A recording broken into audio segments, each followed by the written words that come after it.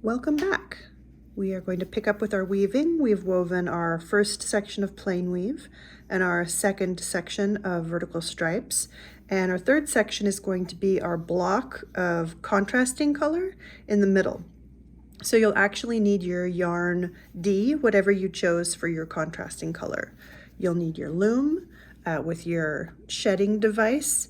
For me, I'm using this high contrast dark gray for my contrast color. You'll need one of your tapestry needles. You'll need, I actually don't have the fork. This is an actual tapestry beater. I left all the forks on campus. But this, you'll need your fork / tapestry beater. You'll need a scissor, and then you'll also need a ruler. So if you don't have those things, go ahead and pause this now and go get what you need.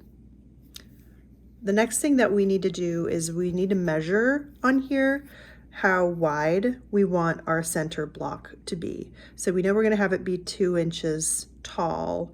And if I want mine to be 2 inches wide, then if my tapestry is woven like, or my warp is evenly distributed across the center of my loom, I could just use the edge of the loom to measure, but I'm going to use the edge of the warp to measure.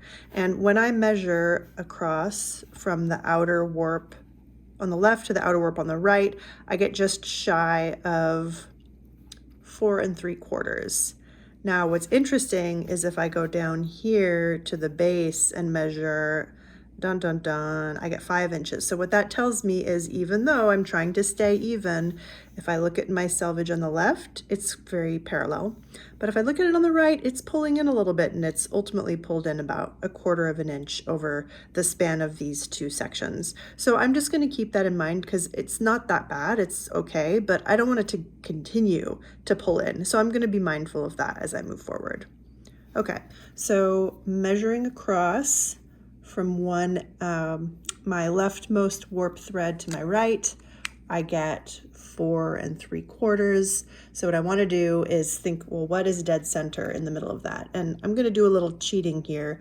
I'm going to scoot it over 1/8 of an inch so that now it's centered. I've got 5 inches centered across my warp, and then I know I can use the 2.5 inch mark, and that will be in the middle of my warp. Okay, so I'm going to mark that. And then I'm actually going to go ahead and mark that as a vertical line showing, okay, so that black line there is the center of where my block will be. So now I know if I want, you can kind of see it a little bit better there. If I want my block to be 2 inches tall and 2 inches wide, I need to measure 1 inch out on either side of that line and add my other vertical lines. Okay, so now that I've done that, I can kind of visualize like, okay, that's the shape that block is going to take up. The next thing that I have to decide is which warp threads I'm going to start weaving around. Now, if that does not make sense to you yet, don't sweat it. Just hang with me, and as I start weaving, it'll become clearer. What is important is that if I'm going to leave alone the warps on either side of this central block for a while, I need to leave the same number of them alone on both sides. So I'm looking at, okay, if I start here with this warp thread on the left, then I've got 1, 2, 3, 4, 5, 6, 7.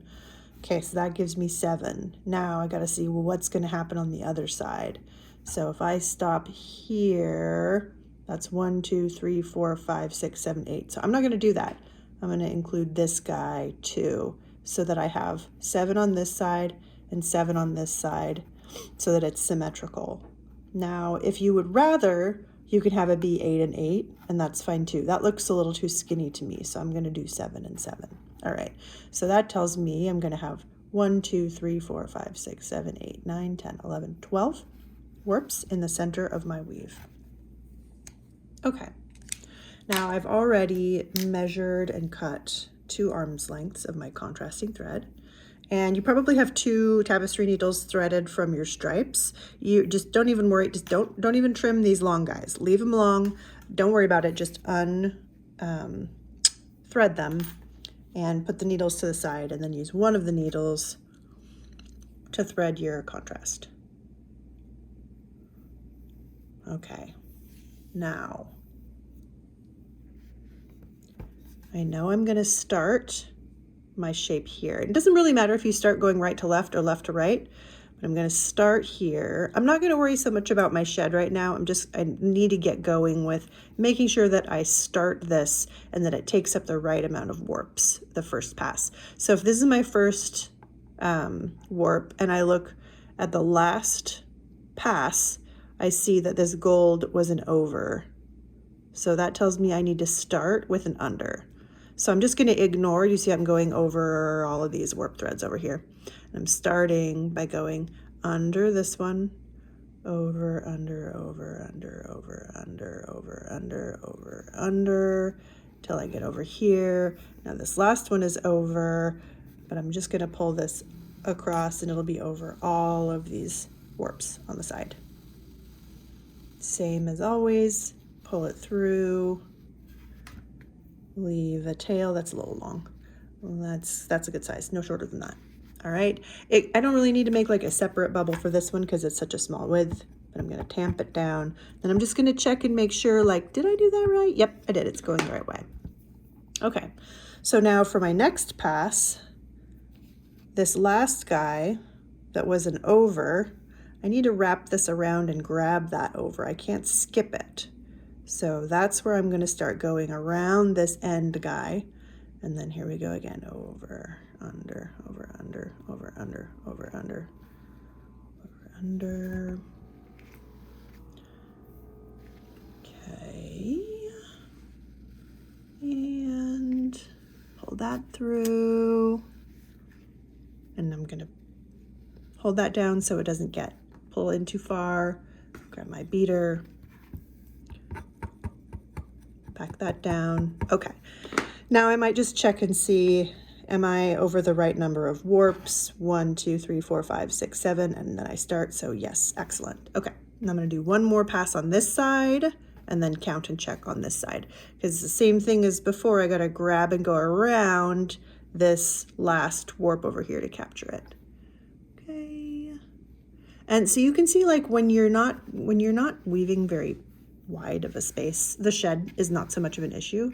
You could still use it, but it really is pretty easy to just weave over and under.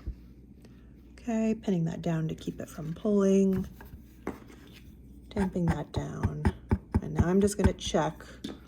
Yep, okay, 1, 2, 3, 4, 5, 6, 7, great. All right, so now I'm going to continue on as before. And I'm just going to do a couple more rows here quickly so you can start to see the shape as it emerges. Okay, there's my bubble. Packing it down. Making sure each time that I'm going around the right warp to set up the next row.